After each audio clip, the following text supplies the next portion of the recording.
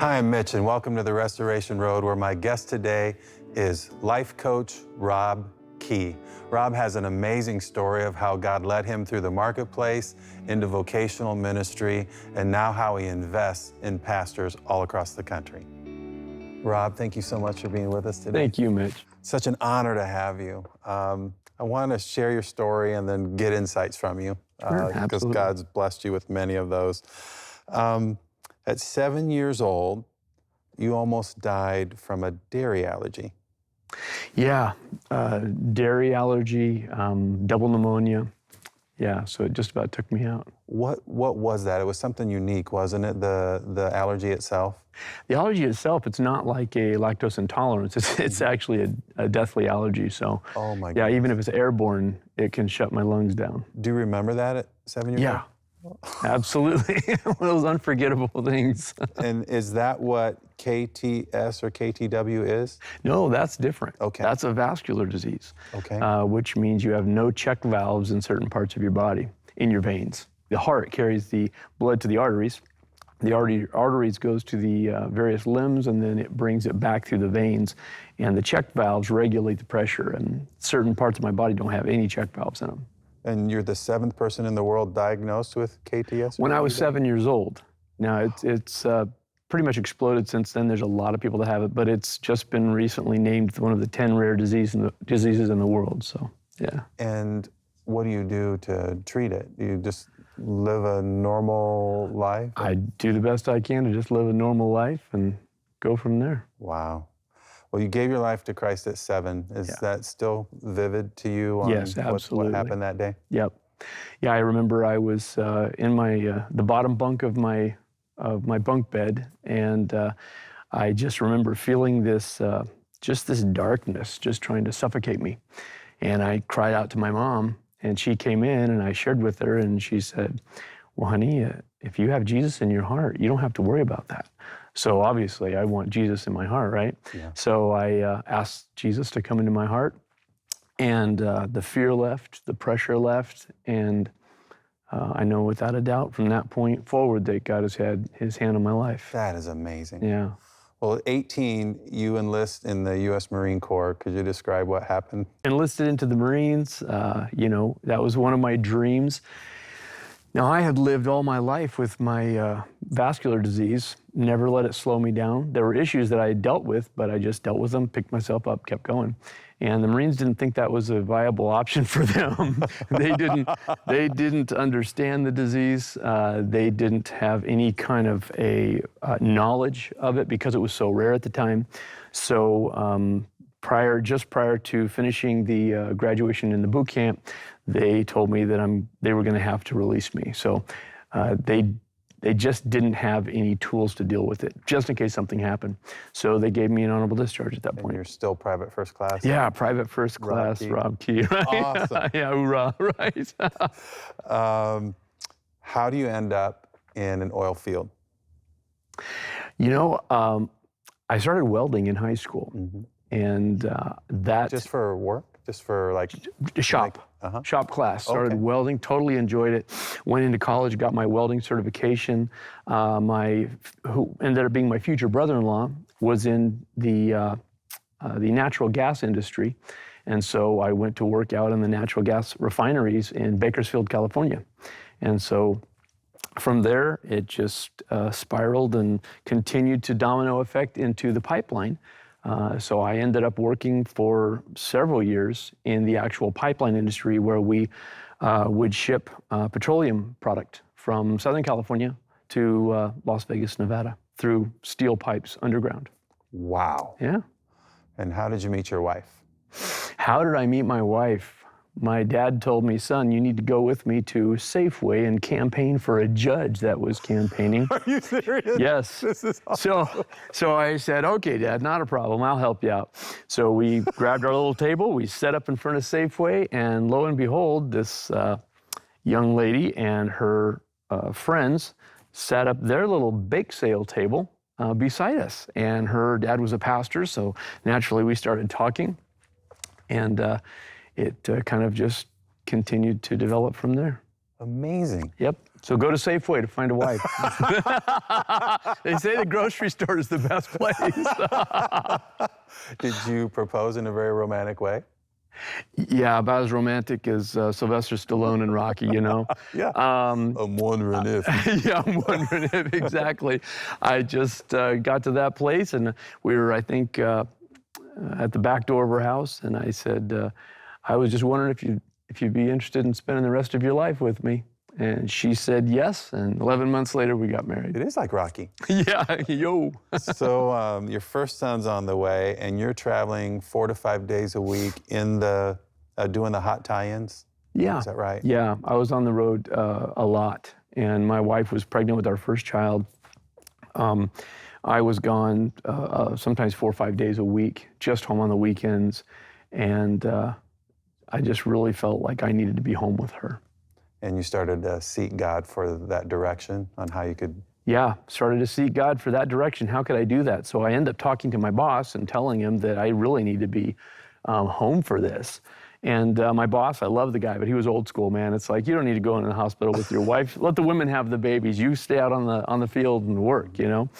And so because I was on a special team, it was the only team that we had in the pipeline company that did hot tie-ins, meaning we could actually weld on the pipe while there was product in it, and we knew how to take the various safety precautions not to get blown up.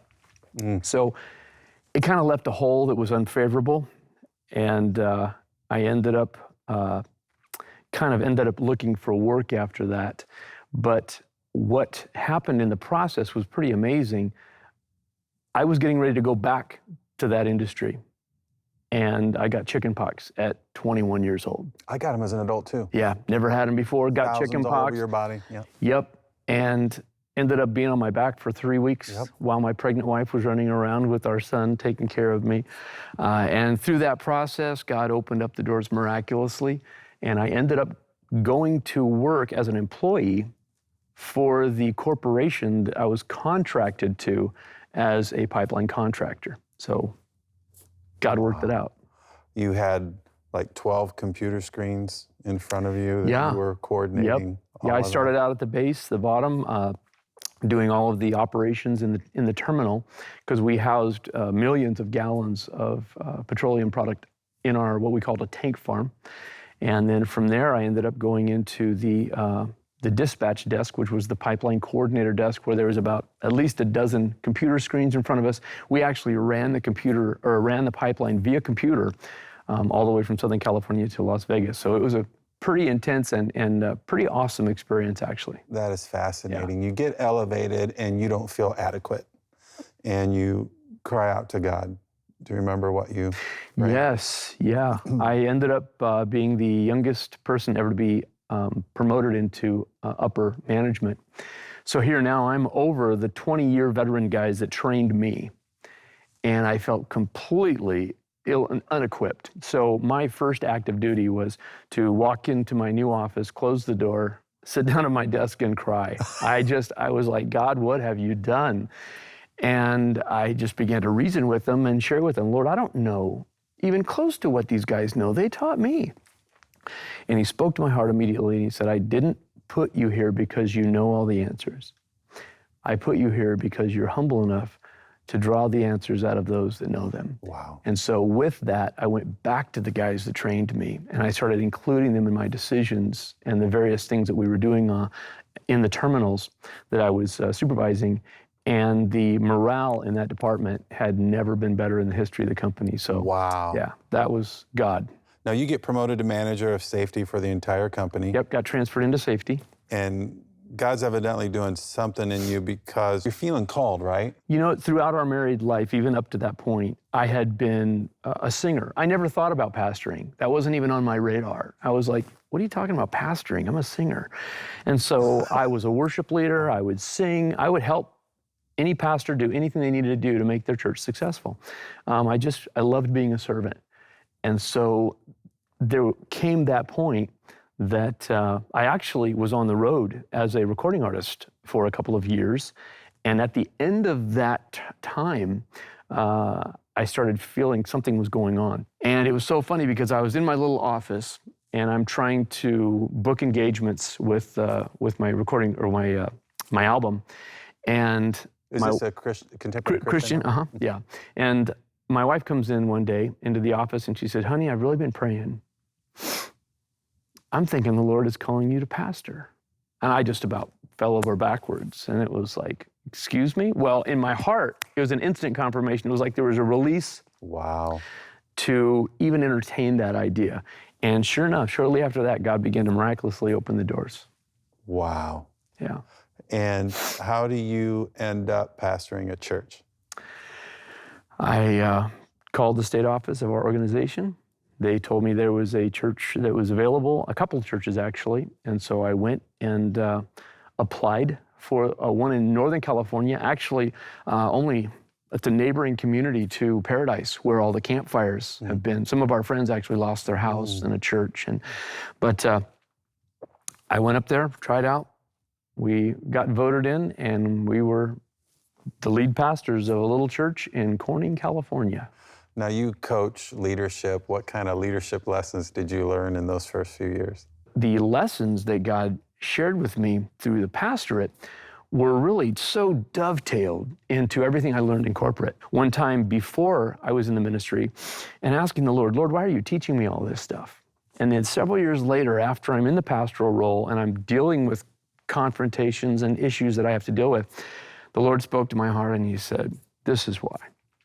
Wow. Everything I did for you up to that point was for this hour." And so, I as far as the leadership lessons, the most important thing I can say about leadership is you need to really remain humble, remain teachable, and then be prepared to lead. Don't go into it thinking you know everything, because you'll not only disappoint yourself, but you'll lose credibility with the people that you're trying to lead. That's priceless. I'd like you to tell a story about your daughter. Oh, my daughter, yeah. So my son was our biological son. He was, I found out later that he's a miracle because I wasn't supposed to be able to have any children. Oh my goodness. Because of my vascular disease, that wasn't supposed to be able to happen.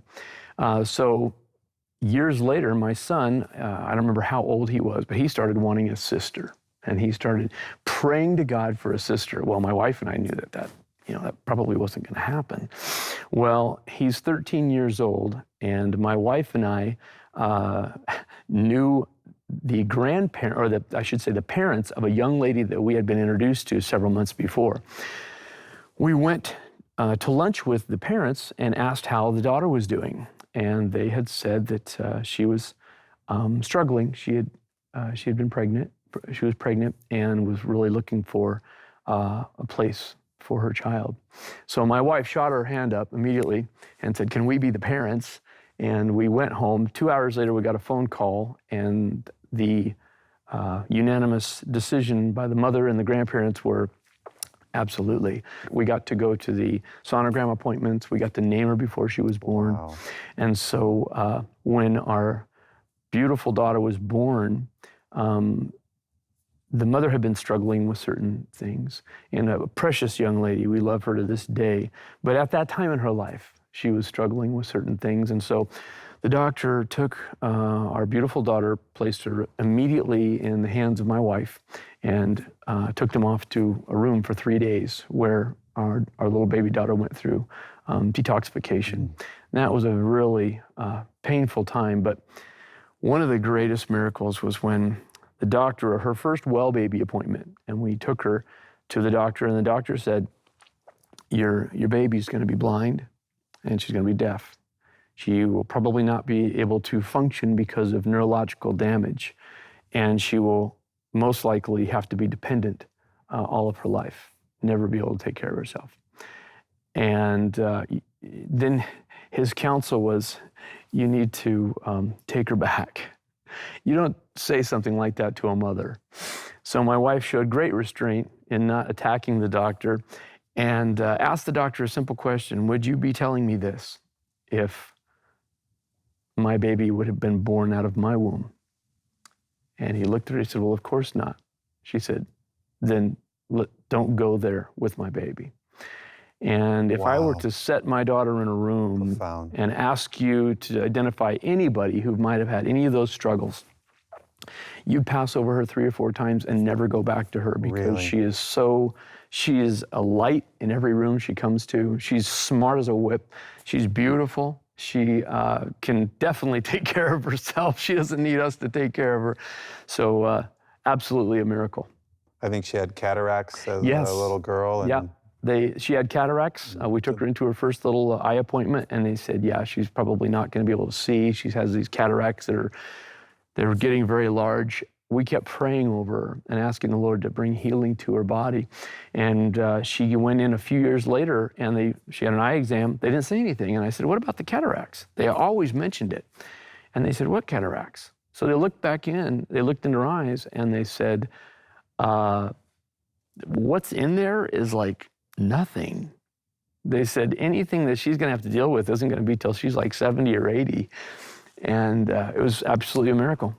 That's incredible. Yeah. Talk about the brain mapping test when she was 16. Yes, we went. She had a little bit of a struggle in comprehension and retention, and then being able to recall. So we worked with a psychiatrist who did some brain mapping and tried to figure out exactly what was going on. He said it was amazing. When we got the results back, he said, Mr. Key, he said, I've got to tell you, he said, I have never seen someone's neurological mapping repair itself and reroute itself like I have your daughter's. He said, although she might have a little bit of an issue with those things, pretty much her body is taking care of it all. And then he says this, the only way this ever happens, and I've never seen it happen to this positive of a degree, the only way is when they are saturated in a continual environment of love and acceptance. That is powerful. And I just, Jesus, it's all you. Oh It's my all goodness. you. And so just another credit to God's love. Well, you're pastoring a church. I think you pastored for 12 years in a community of 8,000 people. Yeah. So everybody knows everybody. Yep. And you got your target audience. Yes, exactly. The largest per capita church, 250 members in an 8,000 population in 2 states in your denomination. Is Yep, that right? that's right. That Yep. is so cool. You decided to implement Dave Ramsey's financial freedom. We did. course. Yeah, actually, my wife found out about Dave Ramsey's Financial Peace, and so we started that in the church. I made it a requirement that if you're a member of our leadership team, you're going to be a part of the first class. So our leadership team was the first class that went through it. We actually then started to apply the principles in the church administration and financial aspect of the church. And then we took several families through it, and the debt ratio went down tremendously, to the point that when God took us to a place of being ready to step out of that role of the senior pastor at that church, because of that, we were able to step out without a tremendous financial hardship. Wow. Yeah. That's awesome. You had been investing in other pastors and other churches, and you begin to feel called to do that full time. Can you kind of walk me through your conversation with God on that? Sure. After our time in Northern California, God opened the door for us to go to the Central Coast, to the Santa Barbara area. What was interesting about it is God had really been putting on my heart how that so many times we send out young ministers into new church areas or older churches that need restarts. And we see a great fatality rate in the pastoral office because of that. Because these young pastors, they have a heart, they're vibrant, they're excited, but they don't have the experience. Mm-hmm. And so God had really been put on my heart that, why don't we leave the younger pastors in the church that's established and let them send out the older pastors? It wasn't 6 months later. That's exactly what God did, and I was the guy, man. My associate pastor ended up being the senior pastor, and he was a great support, he and the congregation that we have been pastoring, in sending us forth to the Santa Barbara area, a little church in Lompoc, California. And it was basically a church restart. Wonderful congregation. God took us through a lot of stuff during that time. And at the end of that season, the Lord began to reveal to me that he was bringing that season to a close. And, as a pastor, you question that. Okay, why? I mean, I was never married to the pastoral role. I was intentional about not marrying a position because I was married to Christ. I wanted to be his servant in whatever capacity he gave to me to be able to serve in that way. But you start asking yourself, okay, why is this season coming to a close? You know, did I fail? Did I not, achieve what I was supposed to achieve? And I felt the Lord said, no, you took care of everything I wanted you to take care of. And now it's established for the next season for this church. But I'm moving you into a new season. And that season was out of the pastoral office. A lot of times in the Western America, basically, we marry a position to a minister. And even though in my case, I was intentional in not marrying the position, the culture married me to the position. So once you try to leave the pastorate, the first thing people think of is, what's the matter? What's the problem? Did you fall to moral failure? Did you steal money from the church? Are you going to go be, a used car salesman? I mean, nothing against used car salesmen, but you know what I'm saying? That's a lot of times what happens. Yeah. And it wasn't that at all. And so I got to the place where I accepted, okay, God, you're moving us into a new season. And I really didn't know what that was going to look like. But I did know, because the last 4 years, he had been preparing me in coming alongside of other ministers and leaders, regardless if they were in the secular realm or in the faith realm, to help coach them and provide life coaching, executive coaching, transition coaching. And so with that confidence, I was able to step out knowing that God was in the middle of it. So mid last year, July, at the end of July last year, we actually retired from the pastoral role. Wow. Yeah. And you are a certified coach, right? What is the full? Yeah, certified professional life coach. I'm certified in group mastery coaching and DISC behavioral science, as well as the return on investment, which is an interesting part of coaching. And then I specialize in conversational intelligence. I was able to receive one of the 600 certification certifications through conversational intelligence globally. Okay, you got to tell me what that is. Yeah. What's that mean? Conversations. Give me some conversational Give intelligence. me some conversational intelligence. The average person speaks about 16,000 words a day. Yeah. So you've got like this bank on an average that you're gonna blow through about 16,000 words a day. Sadly enough, 90% of those words never really make the connection that they're supposed to connect. The statistics show that 9 out of every 10 conversations we have in a day don't really actually make the connection or convey the message that we intended it to make. And a lot of that has to do with something that Stephen Covey said, that the problem with conversation or communication is more so that we listen to reply. We don't really listen to understand. And we take that a step further in conversational intelligence, not only listening to understand, but listening to connect. Mm-hmm. And so with that in mind, conversational intelligence deals with the 3 levels of conversation that we have. The first level is transactional. Okay. So that's like a tell, sell, yell. So okay. It's old style leadership many times. You're my employee, this is what I tell you to do, and this is why you're gonna do it. You walk into a boardroom and you tell everybody, this is my vision, you make it happen, and you feel good about yourself and you leave. We cheat ourselves of the wisdom of all the people that we've hired to put around us or in our families that are there naturally. Mm-hmm. So we go from a power over mentality into the second phase, which is a negotiation or a positional conversation. So you have a position. Yeah, you have a position, right? You're 100% sold on your position. I'm 100% sold on my position. So my job is to convince you that my position is better, and your job is to convince me that your position's better. So we go through the negotiation phase. When we do that, we give away a piece of ourselves to come to an agreement. So realistically, you were 100% convinced of your idea. I was 100% convinced of my idea.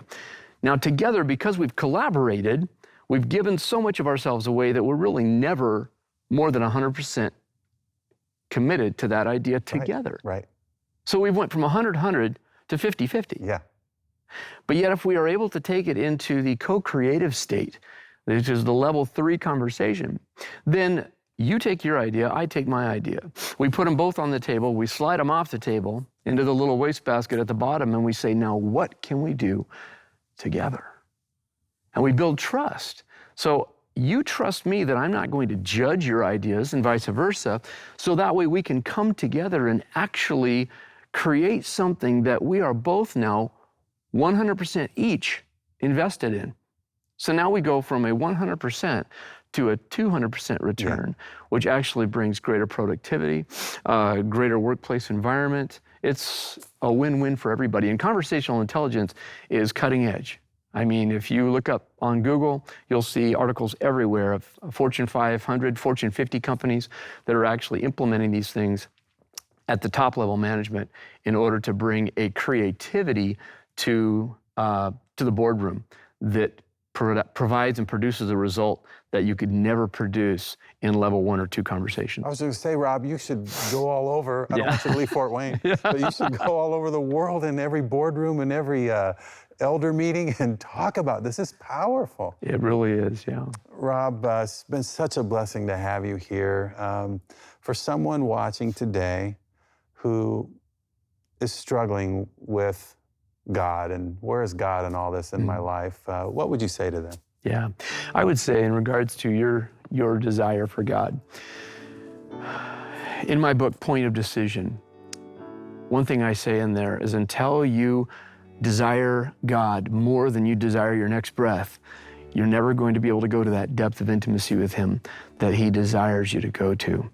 And so my counsel to you would be take time with Him, seek His face, cry out to Him in a special way, be transparent, be honest, trust Him with everything that you are, everything that you're not familiar with or not comfortable with, and just trust that He loves you in the entire process.